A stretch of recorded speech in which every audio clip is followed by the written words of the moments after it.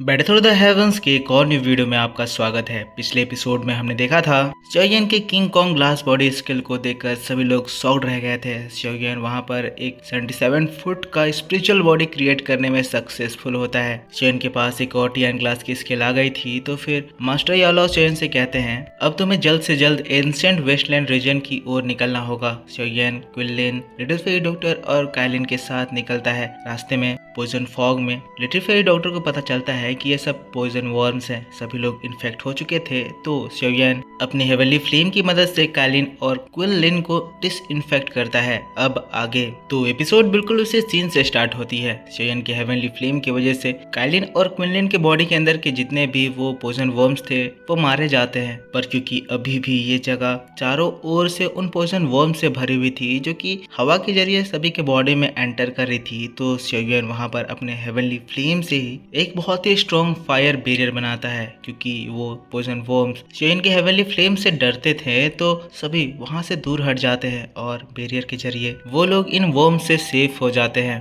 Little fairy doctor ये देखकर खुश थी, बताती है कि हाँ, शोयन के फ्लेम से ये वर्म्स डर रहे हैं। शोयन बताता है कि वो जो पॉइजनस वर्म थे वो कोल्ड नेचर के थे, वही शोयन का हेवनली फ्लेम हॉट नेचर का है। इस तरह से ये दोनों yin and yang force create करते हैं जो कि एक दूसरे को कैंसल आउट करते हैं। इसी वजह से ये लोग यहाँ पर सेफ है। अब वो लोग इस एंशिएंट वेस्टलैंड रीजन के डीपेस्ट रीजन में जाने लगते हैं। रास्ते में उन लोगों को काफी सारे बीस्ट मिलते हैं जिनको वो लोग मारते हैं। हम लोगों को एक बीस्ट को दिखाया जाता है जिसको शोयन मारता है और उसमें से एक ट्रेजर निकलता है जिसको क्विनलिन रख लेती है। चारों ओर खतरनाक मैजिकल बीस्ट भरे हुए थे और तभी एक और से एक स्ट्रॉन्ग मैजिकल बीस्ट के दहाड़ने की आवाज आती है। अब क्योंकि ये एंशिएंट वेस्टलैंड रीजन है और यहाँ पे बहुत समय से ह्यूमंस आए नहीं थे, तो ऑब्वियसली यहाँ पर ह्यूमंस के लिए काफी सारे ट्रेजर्स हैं जो कि ह्यूमंस के खतरा झेलने के बाद उन्हें गिफ्ट के तौर पर मिल जाते हैं। शोयन कहता है अब यहाँ से चारों ओर स्ट्रॉन्ग मैजिकल बीस्ट की ऑरा को मैं फील कर सकता हूँ। इससे समझ में आता है कि हम लोग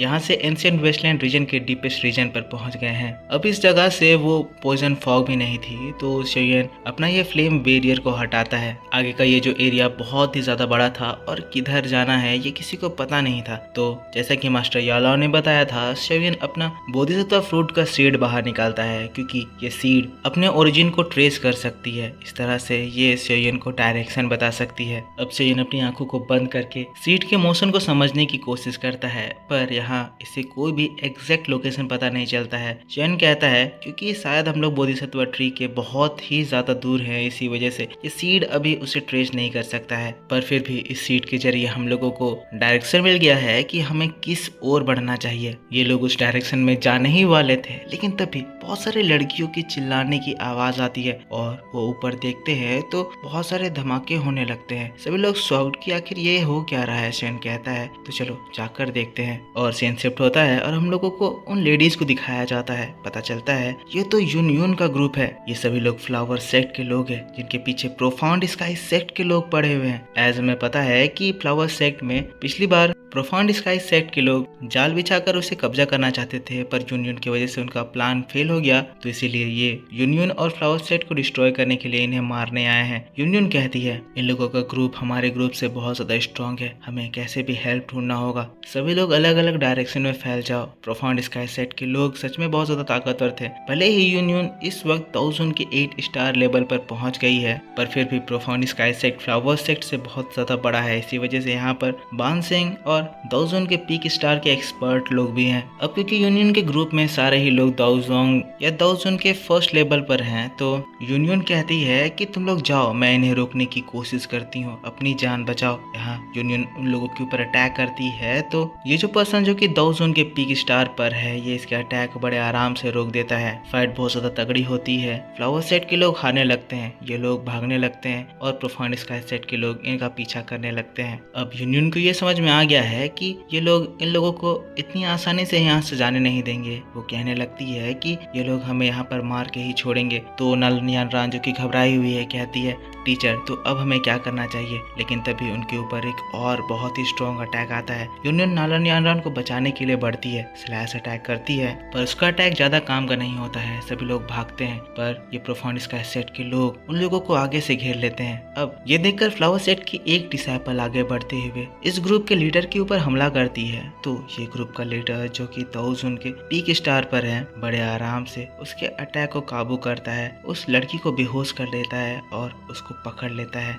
यहाँ तक कि ये इतना ज्यादा ठरकी है कि उस लड़की को गंदी तरह से छूने भी लगता है। ये जो पर्सन है इसका नाम लियू कैंग है। यूनियन से कहता है तुम लोग यहाँ से बच के नहीं जा सकते। देखकर समझ में आता है कि इन लोगों का इन्हें मारने के अलावा भी दूसरा कोई मोटिव है। यहाँ पर ये लियू कैंग कहने लगता है हार मान जाओ, क्योंकि आखिरकार तुम्हें हारना ही है और तुम तुम्हारे डिसाइपल के साथ मिलकर मुझे खुश करने वाली हो। नालन यानरान ये सुनकर गुस्सा आती है, उसके ऊपर एक स्लैश अटैक करती है जिससे ये लियू कैंग बड़े आराम से बच जाता है। लियू कैंग हंसने लगता है, कहता है लड़की तुम मुझे पसंद आई, लगता है प्रोफाउंड स्काई सेट का तुम लोगों के ऊपर हमला करने का आज एक बहुत ज्यादा बड़ा फायदा होने वाला है। यूनियन जो कि गुस्साती है कहती है तुम लोग कितने ज्यादा नीचे गिरोगे। हम लोग जब एक मैजिकल बीस्ट से फाइट कर रहे थे तब पीछे से हमारे ऊपर अटैक करे और अब इस तरह की बातें कह रहे हो। तुमने यहाँ जो किया है ये हमारा फ्लावर सेट ऐसे ही जाने नहीं देगा, इसका बदला जरूर लिया जाएगा। अब यूनियन के कहने पर बहुत सारे डिसाइपल्स इधर उधर बच के भागे थे। यूनियन कह रही है कि होप करती हूँ जो डिसाइपल्स बच के भागे हैं वो कोई हेल्प ढूंढ पाए, लेकिन लगता है वो सभी लोग मारे जा चुके हैं, क्योंकि तब हमें एक हंसने की आवाज आती है। ये वही पर्सन है जो कि फ्लावर सेट की एक लेडी को फंसाकर फ्लावर सेट के ऊपर कब्जा करने वाला था। इसका नाम या हुआ है और ये दाओजून के 6 स्टार पर है। कहने लगता है सेक्ट मास्टर यूनियन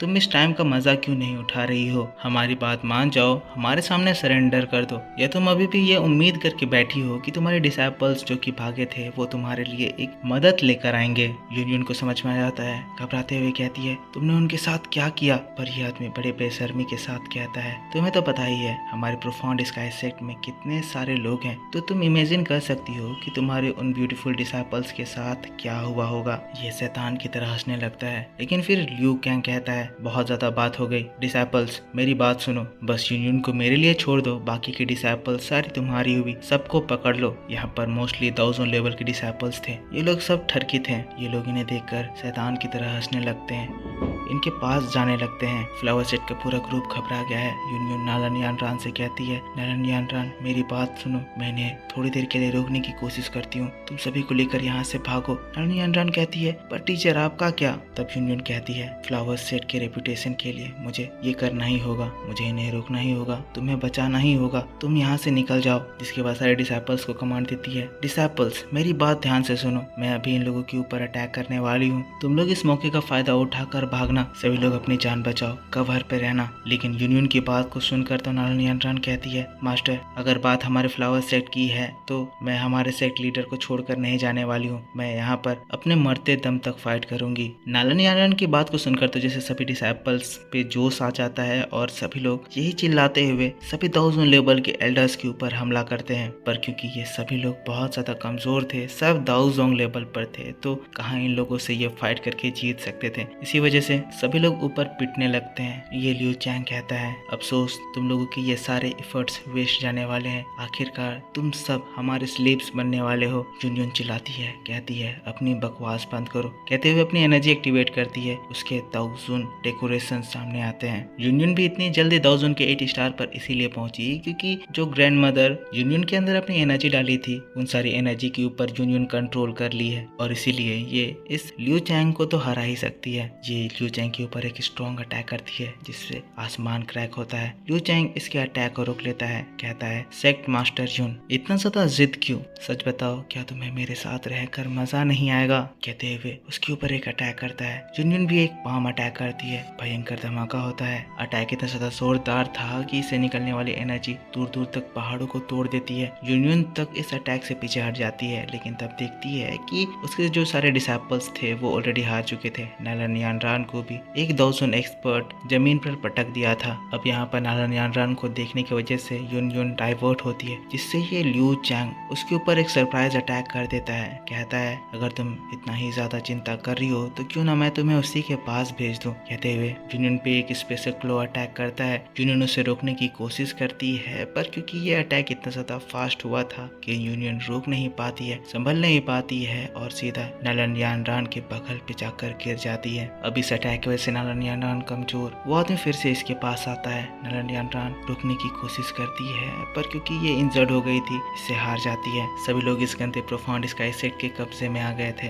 और दोस्तों बस इसी बात के साथ बैटल थ्रू द हेवंस का ये वीडियो इस जगह पर खत्म हो जाता है। सभी लोग निराश थे, पता नहीं इनका क्या होगा। प्रोफाउंड स्काई सेट सभी को पकड़ लेते हैं। नेक्स्ट एपिसोड में हमें पता चलेगा कि यूनियन का क्या होता है। पर इस वीडियो में तो इतना ही। आई होप आपको वीडियो पसंद आया होगा। पसंद आया है तो इसके ऊपर एक लाइक जरूर कर देना, कमेंट करके बताना कि वीडियो कैसा लगा। इसके बाद आपके लिए एक और एपिसोड आएगा जो कि बहुत ज़्यादा डिटेल में होगा, जिसमें मैं आगे की स्टोरी आपको अच्छे से एक्सप्लेन करके बताऊंगा। तो उसे देखने के लिए आपको इस वीडियो पे सपोर्ट दिखाना है। तो ज़्यादा से ज़्यादा लाइक कीजिए, कमेंट करके बताइए कि वीडियो कैसा लगा। पिछला एपिसोड नहीं देखा है तो जाकर देख लीजिए, चैनल पर ऑलरेडी अपलोड कर दिया गया है। नेक्स्ट एपिसोड आपके लिए कल सुबह इसी चैनल पर अपलोड कर दिया जाएगा। मिलता हूँ मैं आपसे नेक्स्ट वीडियो को लेकर बहुत जल्द। Take care, bye.